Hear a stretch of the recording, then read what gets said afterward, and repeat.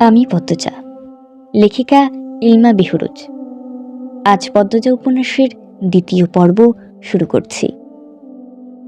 হাঁপুড়ের মতো বুক উঠানামা করছে তার, যেন দম ফুরিয়ে যাচ্ছে। হেমলতা দু হাতে মোর্শেদকে আঁকড়ে ধরলেন। পদ্মজা পূর্ণা দৌড়ে আসে। মোর্শেদের এমফাইসিমা রোগ আছে। এ রোগে অল্প চলাফেরাতেই শ্বাস টানের উপক্রম হয় এবং দম ফুরিয়ে যায়। শ্বাস নেবার সময় গলার শিরা ভরে যায়। 3 মা মেয়ে মোর্শেদকে ধরে রুমে নিয়ে আসে। মোর্শেদ এভাবেই হুটহাট করে বাড়ি ফেরে, কখনো কাকডাকা ভরে, কখনো নিশুতি রাতে, বা কখনো কাঠফাটা রোদে। মোর্শেদ মোড়লেই এমফাইসিমা রোগটা ধরা পড়ে 7 বছর আগে। মোর্শেদের অ্যাজমা ছিল, আবার ধূমপানে খুবই আসক্ত ছিলেন। ফলে ফুসফুসে এই রোগটি খুব দ্রুত আক্রমণ করে বসে। মোর্শেদ খানিকটা সুস্থ হয়ে রাত 1টার দিকে ঘুমালেন। পূর্ণা প্রেমা রুমে গিয়ে শুয়ে পড়েছেন। পদ্মজা বারান্দার রুমে ঝিম মেরে বসে আছেন। জানালার বাইরে চোখের দৃষ্টি। জোছনা গলে গলে পড়ছে। কি সুন্দর দৃশ্য! পদ্মজার মন বলছে মা আসবে তার খোঁজে, পুরো ঘটনাটা শুনতে আসবেই। সত্যি তাই হলো। কিছুক্ষণ পরই হেমলতা আসলেন। আম্মা, বাতিটা নিভিয়ে দাও, বলল পদ্মজা, কণ্ঠ খাদে নামানো। হেমলতা বাতিটা নিভিয়ে পদ্মজার পাশে বসেন। পদ্মজা তৈরি ছিল, তবুও অপ্রস্তুত হয়ে পড়েন। খুব অস্বস্তিকর হচ্ছে। সে গোপনে দীর্ঘশ্বাস ছাড়ল। পদ্মজা তখন 4র্থ শ্রেণীর ছাত্রী, বয়স 10 ছিল। খুব কম বয়সে তাকে স্কুলে পাঠানো শুরু করেন হেমলতা। সেদিন নানা বাড়িতে সবার দাওয়াত পড়েন। হানিফ চলে যাবে সৌদিতে, তাই এত আয়োজন। পরিবারের মিলন আসর বসে। স্কুলের মাঠেও সেদিন নাচ গান অনুষ্ঠিত হয়। বাড়ির সবাই সেখানেই চলে যায়। বাড়িতে থাকে শুধু পদ্মজা, পদ্মজার বৃদ্ধ নানা আর হানিফ। পদ্মজা ঘুমেছিল, তাই বাকিদের সাথে যেতে পারেনি। যখন ঘুম ভাঙে, আবিষ্কার করল কেউ বাড়িতে নেই। মোর্শেদ হঠাৎ করে অসুস্থ হওয়াতে হেমলতা বাপের বাড়িতে উপস্থিত ছিল না। পদ্ম নাকি? পদ্মজা বাড়ি থেকে বের হওয়ার উপক্রম হতেই কানে আসে হানিফের ডাক। পদ্মজা মিষ্টি করে হেসে মাথা নাড়ল। হানিফের লোলুপ দৃষ্টি তখন পদ্মজার সারা শরীর ঘুরে বেড়াচ্ছে। এইটুকু মেয়ের ফর্সা চামড়া, বিকৃত মস্তিষ্কের হানিফকে যেন বড্ড টানে। আয় তো, আমার ঘরে আয়। সহজ সরল শিশুসুলভ পদ্মজা মামার ডাকে সাড়া দিল। সে শুনেছে মামা ভাগ্নে যেখানে, আপদ নেই সেখানে। অথচ সেই দিন সে মামাকেই ঘোর বিপদ হিসেবে জানল। পদ্মজা রুমে ঢুকতেই হানিফ দরজা লাগিয়ে দিল। পদ্মজার মন কেমন করে ওঠে হানিফের অদ্ভুত চাহনি আর দরজা লাগানো দেখে। হানিফ কুৎসিত অঙ্গভঙ্গি প্রদর্শন করতে থাকে। পদ্মজার দেখতে খুব খারাপ লাগছে, ভয় করছে। এদিকে আয়, তোর লগে গল্প করি। হানিফ বিছানায় বসে, পদ্মজাকে কাছে ডাকে। পদ্মজা কাছে যেতে সংকোচ বোধ করে। হানিফ পদ্মজার ডান হাত ধরে টেনে কোলে বসায়। তুই জানস, তুই যে সবার থাইকা বেশি সুন্দর? হানিফের প্রশ্ন পদ্মজার কানে ঢোকেনি। সে মোচড়াতে থাকে হানিফের কোল থেকে নামার জন্য। আপত্তিকর স্পর্শগুলো পদ্মজার খুব খারাপ লাগছে, কাঁদতে ইচ্ছে হচ্ছে। মোচড়াস কেন রে সেরি? শান্তিমতো বইয়া থাক। মামা মেলা থাইকা সাজানোর জিনিস কিনে আইনা দেব। হানিফ শক্ত করে দুহাতে ধরে রেখেছে পদ্মজাকে। পদ্মজা কিছুতেই নামতে পারছে না। মামা, আমি চলে যাব, কাঁদো কাঁদো হয়েই বলল পদ্মজা। কই যাবি? মামার ধারে থাক, হানিফ বলল। হানিফের শক্তপোক্ত হাতের স্পর্শগুলো শুধু অস্বস্তিকর দিচ্ছে না, স্পর্শ কাতর জায়গাগুলো ব্যথায় বিষিয়ে উঠছে।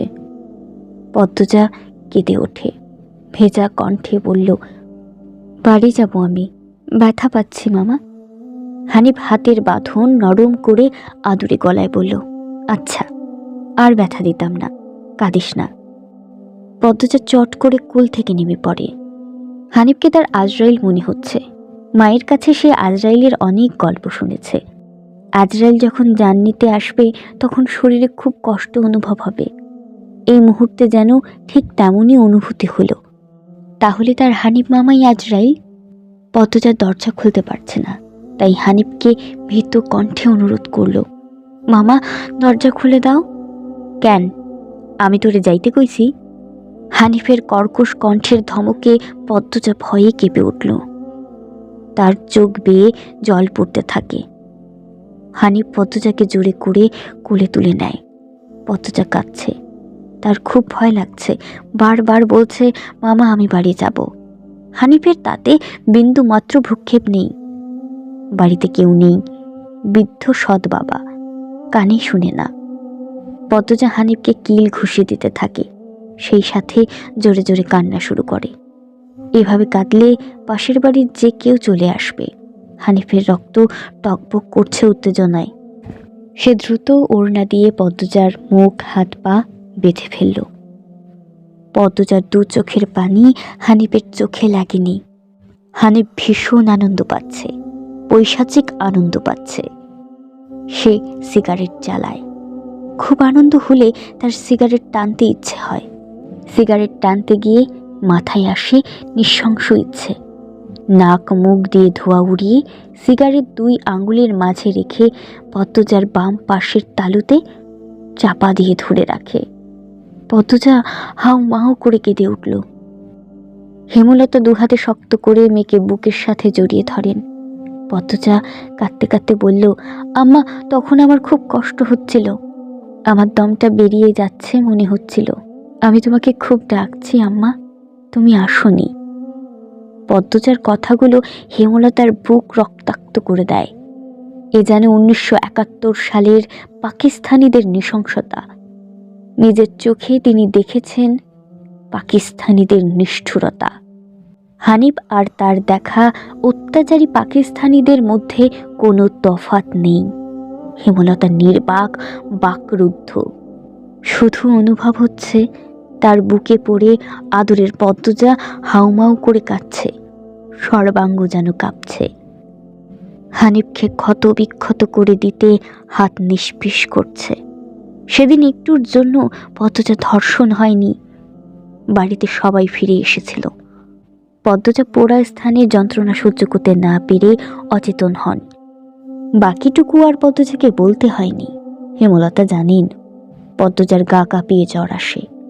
21 দিন বিছানায় ছিল। ততদিনে হানিফ দেশ ছেড়ে চলে যায়। পদ্মজা ভয়ে লজ্জায় ঘটনাটি কাউকে বলতে পারেনি।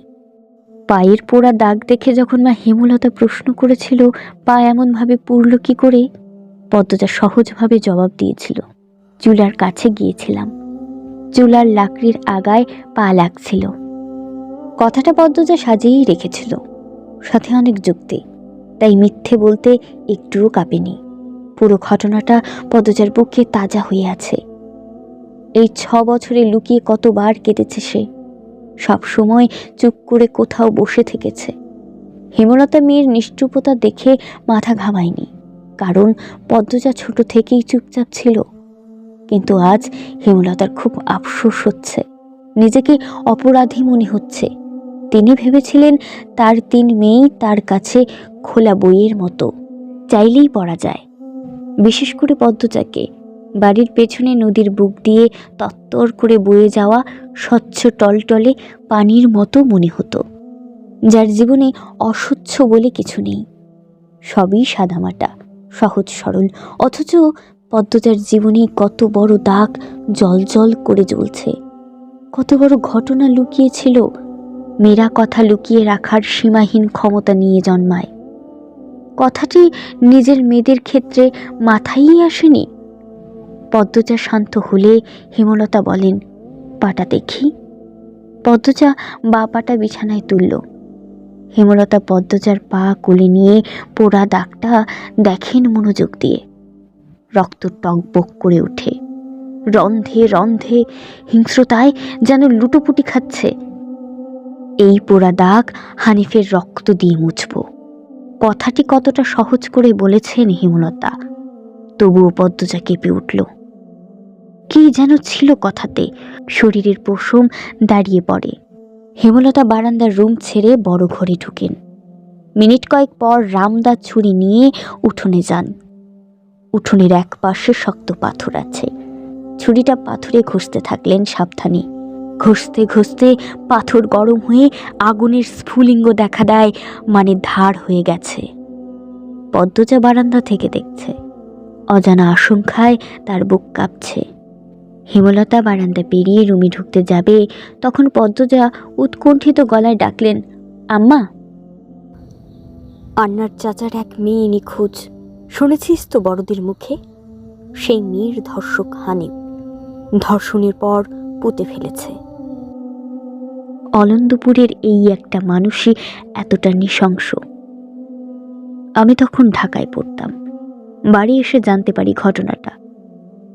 আম্মার অনুরোধে আর কান্নায় আমি সেদিন মুখ খুলিনি। এত বড় পাপ চেপে যাই, সেই শাস্তি আমি ধীরে ধীরে পাচ্ছিলাম। আজ পুরোপুরি পেয়ে গেলাম। আমার পাপের শাস্তি শেষ হয়েছে। হেমলতা কথা শেষ করে জায়গা ত্যাগ করলেন। কি ধারালো প্রতিটি বাক্য! হেমলতার মুখ দিয়ে যেন আগুনের স্ফুলিঙ্গ বের হচ্ছে। পদ্মজার মস্তিষ্ক শূন্য হয়ে পড়ে। উপন্যাসটি ভালো লাগলে একটা লাইক করবেন, কমেন্ট করে জানাবেন। পরবর্তী উপন্যাস শোনার জন্য চ্যানেলটিকে সাবস্ক্রাইব করে পাশে থাকবেন। ধন্যবাদ।